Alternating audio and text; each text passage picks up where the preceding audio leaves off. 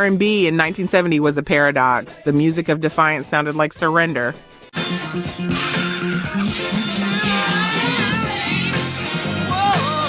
But listen closer. Sly Stone refused resolution. Stevie Wonder seized the machines. Aretha Franklin claimed the piano.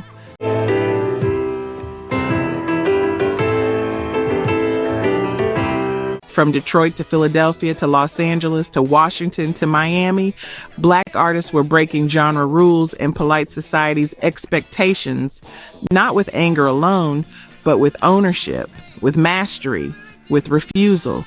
These 13 songs didn't ask permission, they seized it.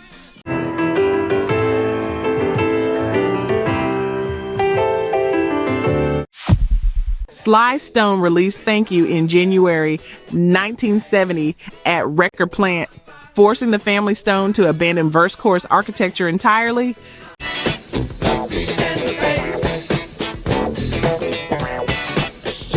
The collision happened fast. Larry Graham's slap bass came through a fuzz box, metallic and growling like industrial machinery, while Sly stripped the song down to a single relentless, cyclic groove.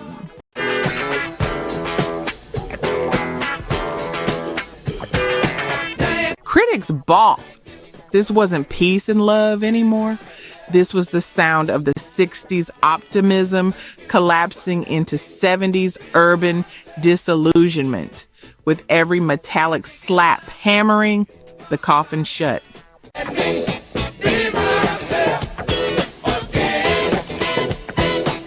The track refused to resolve, refused comfort, refused the old rules. What happened when a teenage boy from Gary, Indiana heard that same groove? The Jackson 5 delivered I'll Be There in August 1970 from Motown Studio A in Detroit, shattering the bubblegum expectation with unrehearsed soulful maturity.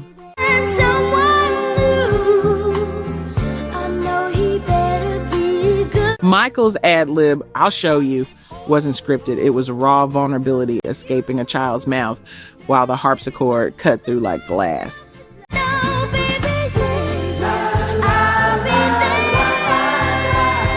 Berry Gordy had hand-selected The Corporation to prove these kids weren't a flash. The song moved upward through the black youth demographic, teens claiming their own purchasing power, their own emotional authority.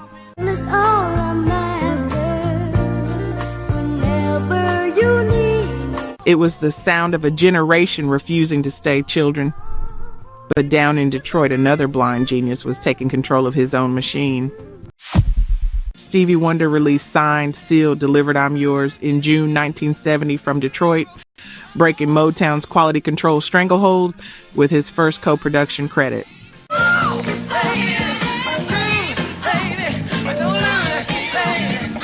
Eddie Willis played electric sitar, a non-Western texture that Motown's assembly line had never permitted, while Stevie took the production reins completely.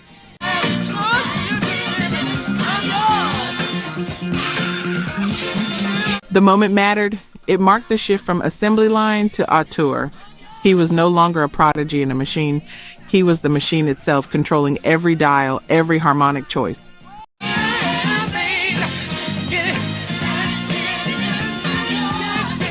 His blindness became irrelevant. His vision became absolute. Meanwhile, in Philadelphia, an old shouter was preparing to mourn the generation he'd lost. The Temptations unleashed Ball of Confusion in May 1970 from Detroit, refusing the safe path despite radio's threat of boycott for nihilism.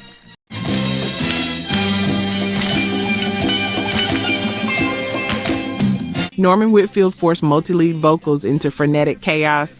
Great guns, civil rights, rockets, moonshots, mirroring the fractured world exploding outside the studio.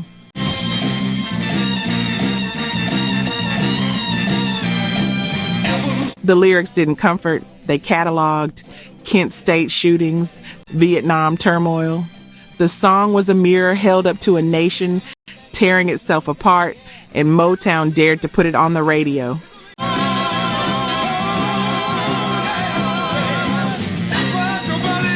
It It was political defiance wrapped in a Motown groove. One man in Philadelphia had just watched his generation's heroes die.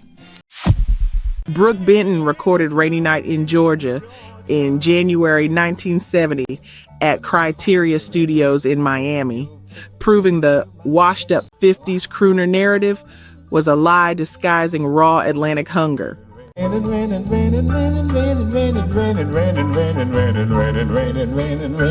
Arif Martin stripped away orchestral backing, leaving only atmospheric rain sounds and minimalist harmonica framing Benton's isolated vocal. Signs flashing, taxi cabs and buses passing. The choice was radical. Less is more when what remains is a man singing about displacement. Late at night, when it's hard to rest, I hope the Great Migration had reversed. Black Southerners were feeling urban alienation for the first time. And you just got to play the game. Benton's voice carried that homesickness, that rain, that Georgia distance. It was a sound that would echo through one last defiant statement. Tyrone Davis' cut turned back the hands of time in March 1970 in Chicago, challenging Motown's dominance with the Chicago bounce, a rhythm bridging R&B and disco. Your love has been so good to me, baby, and I just... A massive brass section created a wall of sound that was neither Motown nor Northern Soul, but distinctly Chicago, distinctly Black entrepreneurship rising. But if I had the chance to start all over, I would be... The city was becoming a capital of its own making, and Davis's groove announced it. We don't need Detroit anymore. Oh, darling. We have our own sound, our own identity, our own economic future. Out in Los Angeles, a band was refusing to edit, refusing to polish, refusing to obey. Wilson Pickett moved to Philadelphia in 1970 and released Cole, Cook, and Redding, stepping outside the hard shouter pigeonhole to record vulnerability and homage. You know why? I got friends. Oh, yes, I... Gamble and Huff taught him sophistication. The lyric, "I'll never forget the things they done," carried the collective mourning for King, Cook, Redding. Let's go. The last thing he told me... Pickett wasn't shouting anymore. He was testifying. He was naming the dead, honoring the architects of soul who had shaped his voice before the nation killed them. Friend, by the name of Otis Redding. Moving to Philly wasn't escape, it was pilgrimage. In Alabama, a gospel man was about to commit a sacred transgression. Charles Wright and the Watts 103rd Street Rhythm Band released Express Yourself in 1970 from Los Angeles, refusing to over-edit the loose jam session feel that radio standards demanded.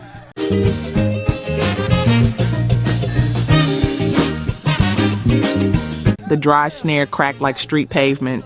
The vocal command, "Whatever you do, do it good," came straight from the Watt Street atmosphere without studio polish.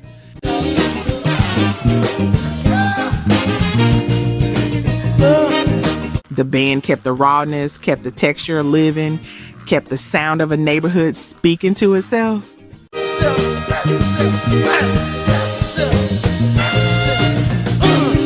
Post-Watts rebellion had shifted the language.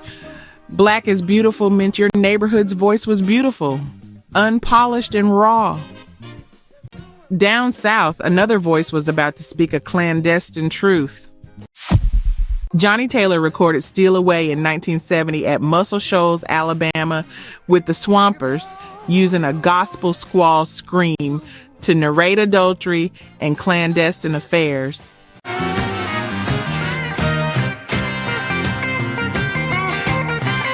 His gospel background collided with immoral lyrics. The scream, that raw, unpolished vocal cry, became the bridge between sacred and profane. I know it's late. Recording with the Swampers, meant crossing cultural lines. Southern greasy soul met polished northern industry and produced something neither could claim alone.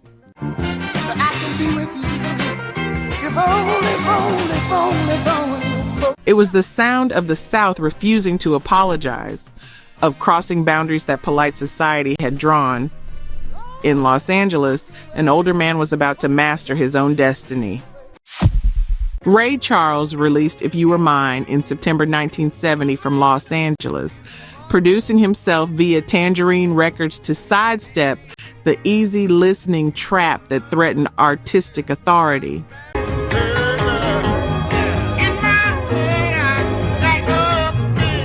His raspy vocal, weathered, authoritative, sat against cinematic string arrangements he controlled completely.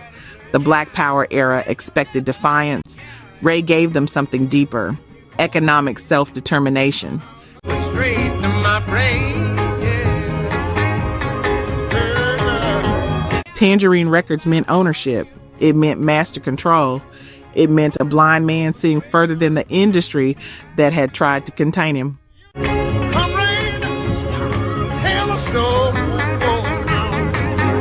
In Newark, New Jersey, a producer was about to shift the language of love itself.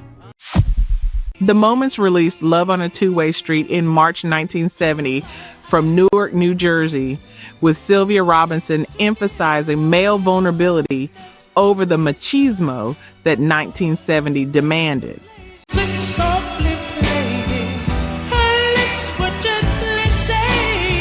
Heavy echo and Celesta toy piano created a dreamlike sound that defied radio's expectation of soft soul as weakness.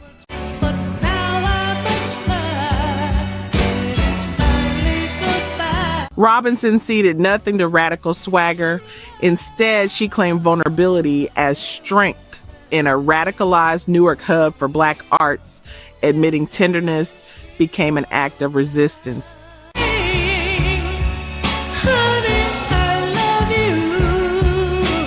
The song whispered when the era shouted. In Washington, D.C., a regional sound was about to sneak onto national radio. The presidents released 5, 10, 15, 20, 25, 30 Years of Love in 1970 from Washington, D.C., fighting regional bias against the D.C.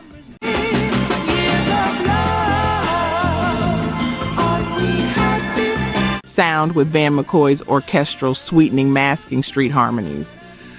The syncopated proto-go-go beat carried street voices that national charts had refused to hear. McCoy's arrangement was a Trojan horse for local community identity.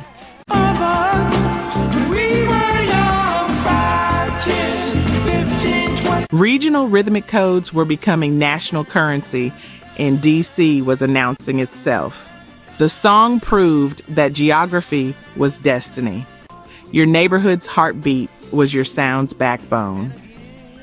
In Miami, the Queen of Soul was about to seize the throne completely.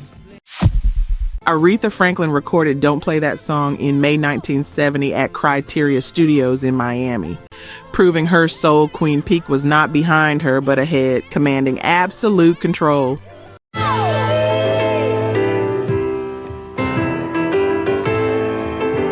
Franklin sat at the piano herself, aggressive, authoritative, while B3 organ stabs punctuated her dominion.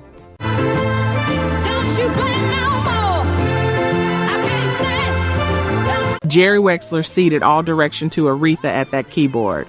She was no longer a vocalist channeling male producers' visions.